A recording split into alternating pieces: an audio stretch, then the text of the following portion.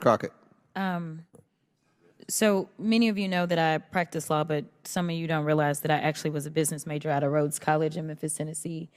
And the emphasis that I got in my business degree was on finance. And as I traveled the country campaigning this election cycle, one of the things that I talked about was this idea that in finance, we always promote this idea of diversity. If you know anything about a portfolio, the one thing that you want to do is make sure that it's as diverse as possible, because at times certain stocks will perform better than others, and they will exemplify various strengths and weaknesses. And together, a diverse portfolio is usually what any good finance person would promote. They wouldn't promote that you solely invest in vanilla wafers, believing that that is going to be the strongest portfolio, but instead they may want to add some chocolate cake and some Twinkies into the mix to make sure that we have the best portfolio, because there will be different preferences by different people, and again, there will be different strengths. But as I sit here and I think about what we say and what I'm hearing as it relates to diversity when it comes to anything outside of making money, and to be clear, we are losing GDP every time we try to push back on this idea of diversity, because all of us bring something different to the table. But you consistently said over and over the word oppression, and every time that you said it, it was almost as if I was hearing nails on a chalkboard, because it seems like you don't understand the definition of oppression, and I'd ask you to just refer to Google to help you out. Oppression is the prolonged, cruel, or unjust treatment or control. That is the definition of oppression.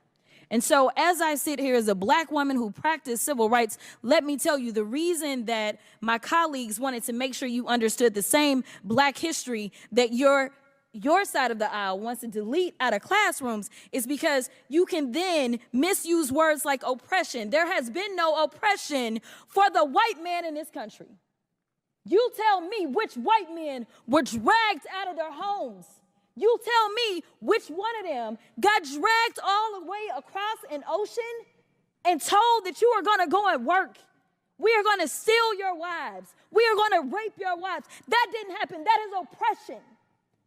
We didn't ask to be here. We're not the same migrants that y'all constantly come up against. We didn't run away from home. We were stolen.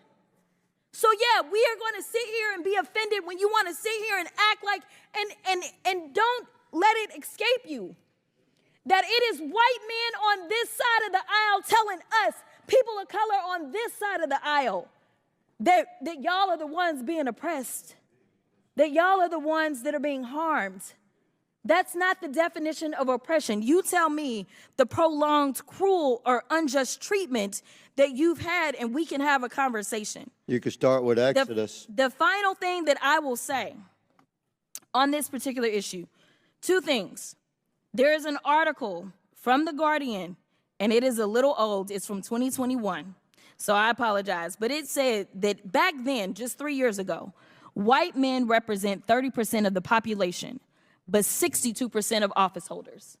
These are the issues that we are constantly looking at and recognizing and trying to say, is this just? I can't even tell you how many white men have served in this chamber, but I can tell you that I am only the 55th Black woman to be elected to Congress. And so when you want to talk about history and pretend as if it was so long ago, it wasn't.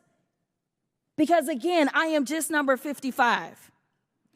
Finally, when we start to talk about what do these numbers do, as we're trying to say that diversity, equity, and inclusion is the problem, the reality is that when it comes to financial performance, companies with more diverse workforces are more likely to outperform their competitors. Companies in the top quartile for racial diversity are 35% more likely to outperform their peers on profitability. Companies with diverse executive teams are 25% more likely to generate greater profits. Diverse companies earn 2.5 times higher cash flow per employee.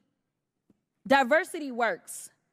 And until you can show me data that says otherwise, I think that we need to go back to being a country that listens to experts and gets out of our feelings and recognizes, again, that racism is real in this country, and until we stop pretending that it's not, we will not solve the problems that we are consistently facing, and that will bring real unity that we seek when we're looking for a more perfect union.